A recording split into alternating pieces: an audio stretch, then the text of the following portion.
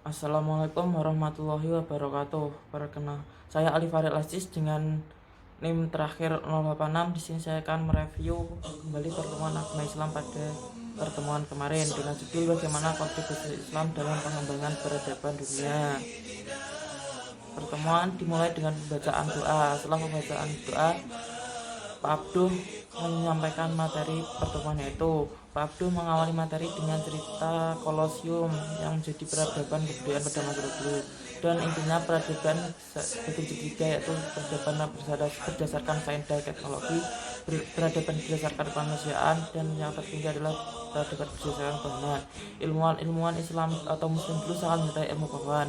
Beberapa contoh ilmuwan Islam yang memberikan pengaruh besar yaitu Ibnu Sina yang dikenal sebagai bapak kedokteran, dan Al-Khawarizmi yang dikenal sebagai penemu angka nol, algoritma dan aljabar. Selanjutnya dilanjutkan dengan diskusi, hasilnya sebagai berikut. Diskusi kelompok kami yaitu membangun kota ideal. Gagasan filosofis Al-Farabi juga terlihat jelas dalam pandangannya tentang membangun kota ideal. Pemikiran yang termaktub dalam kitab A'ar Ahlul Madinah Al-Fadilah ini banyak membicarakan tentang konsep kepemimpinan dalam Islam. Dalam buku tersebut, ia menyatakan bahwa pemimpin suatu negara harus mampu memberikan jaminan agar penduduknya mencapai kehidupan yang sejahtera baik di dunia maupun di akhirat.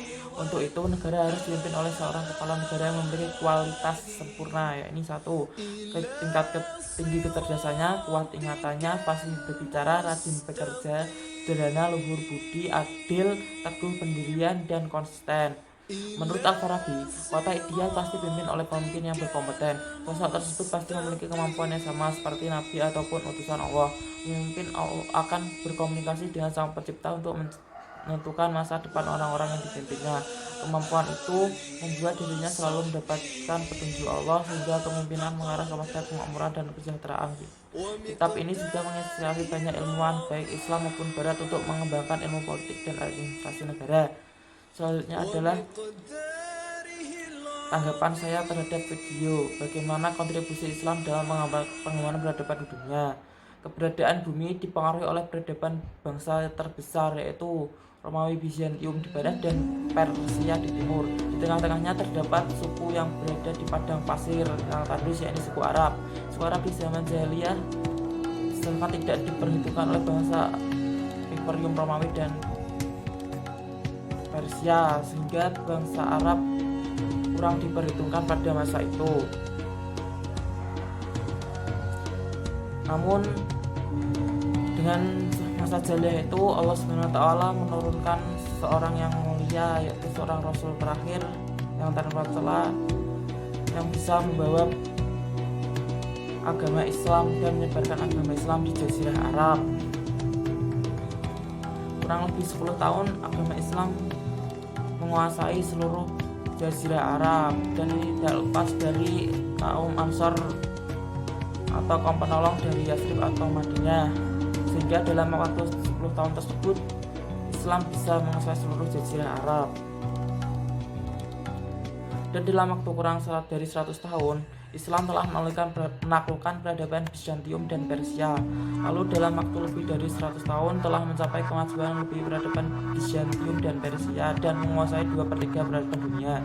Peradaban emas Islam dan sistem pendidikan yang cemerlang terjadi pada masa pemerintahan Khilafah Abbasiyah di Baghdad pada tahun 750 sampai 128 Imam Masehi, dan masa pemerintahan Khalifah Umayyah di Spanyol 111 sampai 192 Masehi. Pada periode ini terjadi kemajuan di bidang intelektual yang ditunjang oleh kemajuan pendidikan, baik itu institusi, infrastruktur, dan kemajuan sains dan teknologi, dan objek-objek studi lainnya.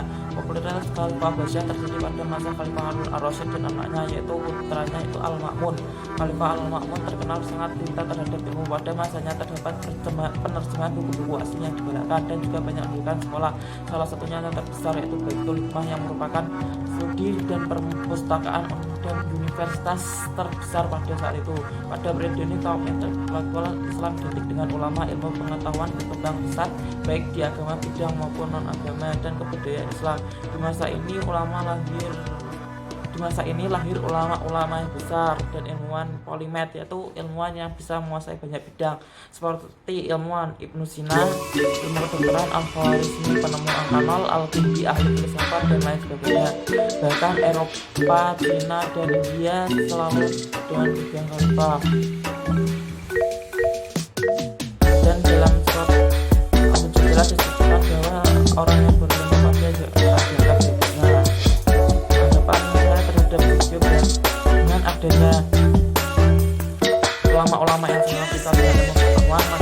sangat berkontribusi besar terhadap peradaban dunia, dan yang saat ini yang membuat Islam tidak menekankan ilmu pengetahuan karena Islam sangat fokus terhadap agama, yaitu tentang bid'ah dan lain-lainnya itu, sehingga ilmu pengetahuan bagi umat Islam belum dikembangkan. Tapi dengan adanya perkembangan teknologi saat ini sangat mungkin bagi umat muslim dan ilmuwan Islam untuk mengembangkan ilmu pengetahuan dan memajukan peradaban Islam lagi seperti dulu. Terima kasih. Itu berikut adalah review dari saya. Wassalamualaikum warahmatullahi wabarakatuh.